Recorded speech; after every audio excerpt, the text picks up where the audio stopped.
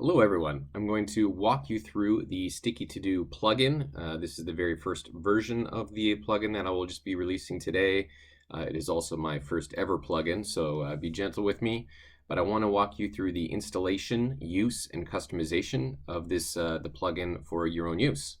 So I do want to start right at the installation. So I have a fresh opening here of TiddlyWiki.com, which is always a good place to test your plugins. Let me close some of that stuff in here. And if you've never installed a plugin before, you can literally drag and drop from the site you want to install your plugin to. And once I drop, it'll say, do I want to import this? I can say import. And now it is installed. So you would follow the same process for yours. For my purposes for this walkthrough, I also have a couple examples. So I'm going to do the same thing. So I'm going to drag the examples. You won't need to do this for yourself. But this will help me explain what this thing is a little bit more.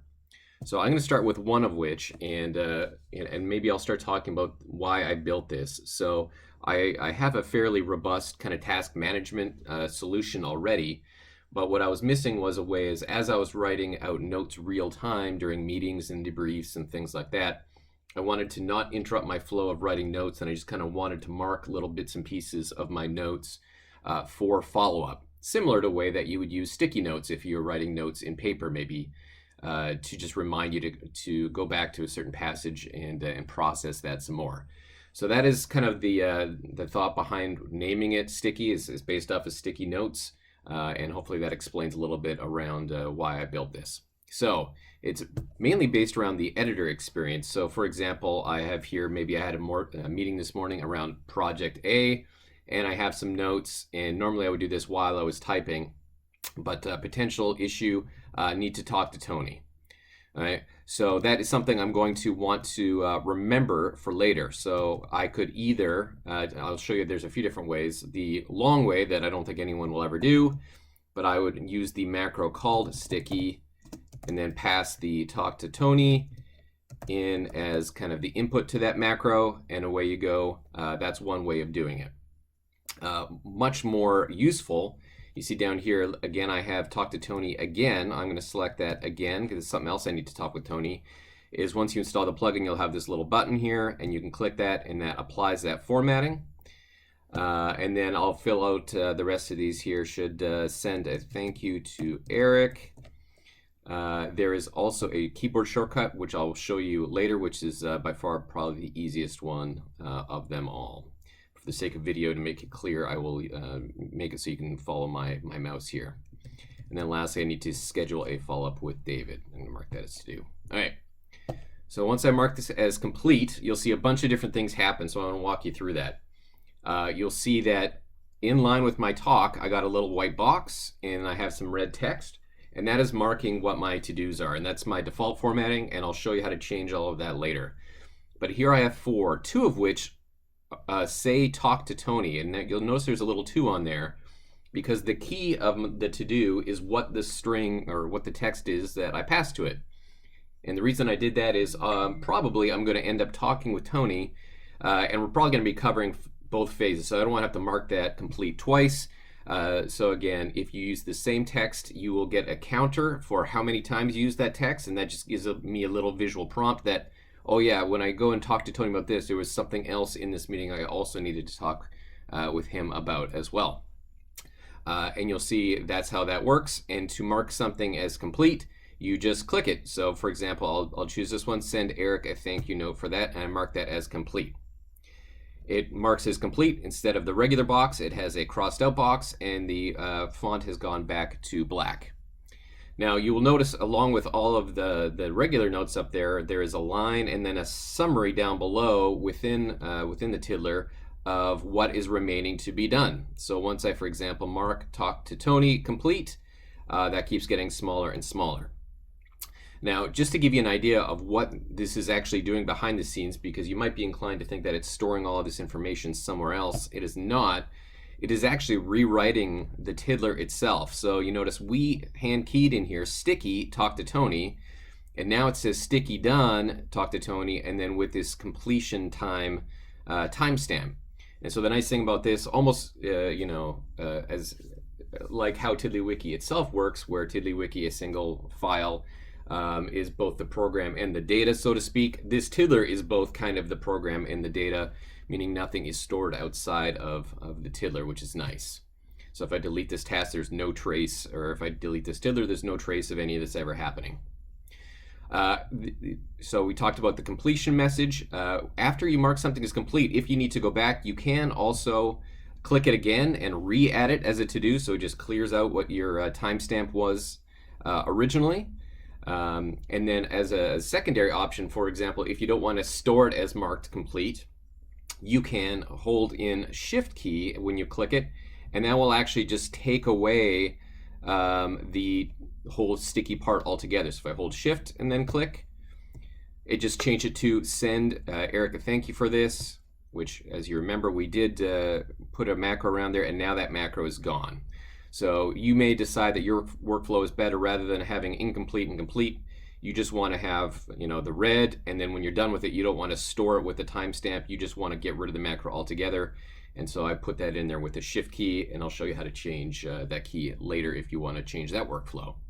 All right, so that is everything within a tiddler, and that's the main kind of point of this is I do, in my case, a bunch of meetings in a day. So, typical of my day, I could have 8 to 10 meetings. And so as I have various meetings throughout the day, I might be highlighting a few different things, and this is how it works. Now, one thing you might say is, well, if your meetings look like mine and they're relatively short, this summary here at the bottom might be overkill, but another workflow might be that you instead do something like you have one journal for all of your meetings for the day, for example. And in this case, your tiddler might be quite long. In fact, it might be a lot longer than this. And so the end of the tiddler summary might be more useful to you. Again, my style are more short, and so this summary here is not as useful. So I want to show you a few different ways you can get to that same information. One of which is, with the plugin, you notice an additional tab up here which was added, which is sticky. And here you have all of the tiddlers that have stickies of any kind. So there was meeting about project A, meeting about project B, and the journal, and the lines that contained stickies as well. And this is just as functional. For example, here, if I go back to project B and I see send Jeremy more details, I can also click it off here, and it all stays in sync. It takes it off my list here, marks it as black here, and it takes it off my to-do list here. Okay. There's that additional view, and then one other, if you want to, for example, have a separate area, which is true in my case, and you want to view this in a table form, I can say sticky table alone, and that will build a summary in table form, again, of all of my lines in this format as well. So this is built as a macro, so you really can put it anywhere you want. And then here you can see, again, just like over here, these are all links to the actual tiddlers, as well as the text, which is fully functional in that regard. All right, so there is that. Last part on the functionality is, you notice I do have search bars here as well. So for example, if I wanted to search, and the normal search does it only at a tiddler level. So for example, I want to only look at my meetings, or I want to, unfortunately, they all have contained the word meeting, so that was a bad example. If I type in journal, or start typing journal, it will search as I type here, and now it'll return only the to-dos that come from the tiddler of journal, etc., etc. Now, if I want to hard code that filter or that search in, I can also do that. I'll show you here in 1 second. But the other thing I can do is, if you'll notice here in my notes, I did tag them. So my journal is tag journal, and I have a couple meetings in here which are tagged meetings. So if I wanted to, aside from my regular search, I could enter a filter expression such as tag meeting. And that will return just those that fit my filter parameter. I could do whatever I want. It processes through as a subfilter, and then I could do that. If I like this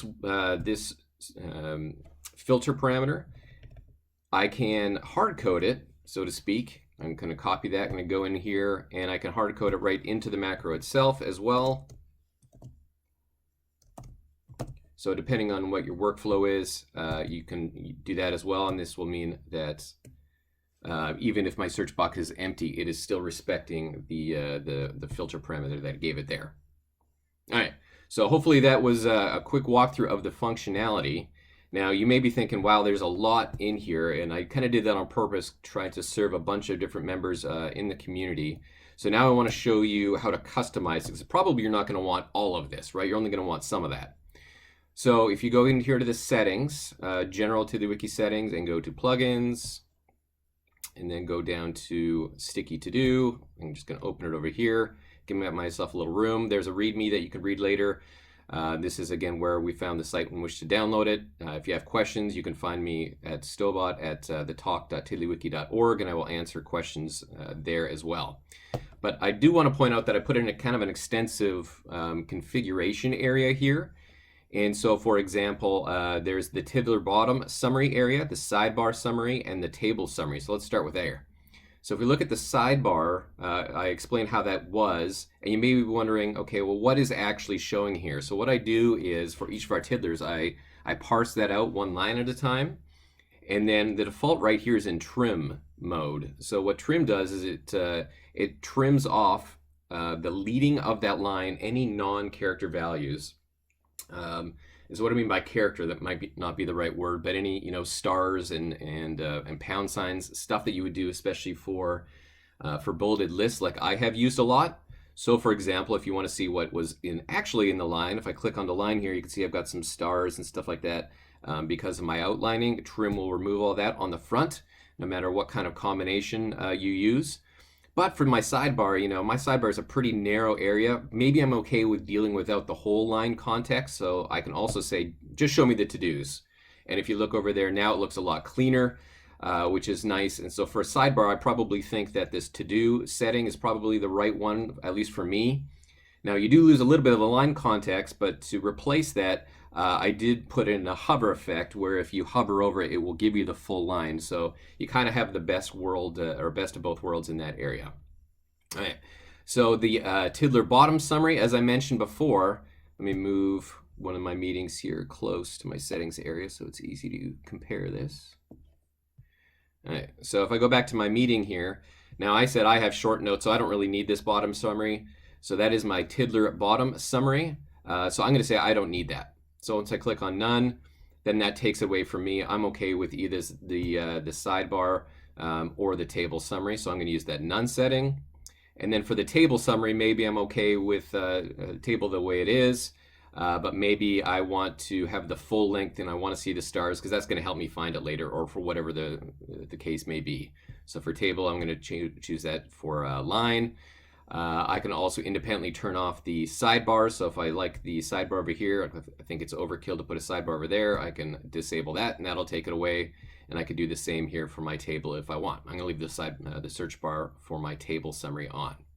Okay, so hopefully that gives you some, at least from a look and feel standpoint, that's a good chunk of those configurations. But I've tried to make it really so almost everything is configurable.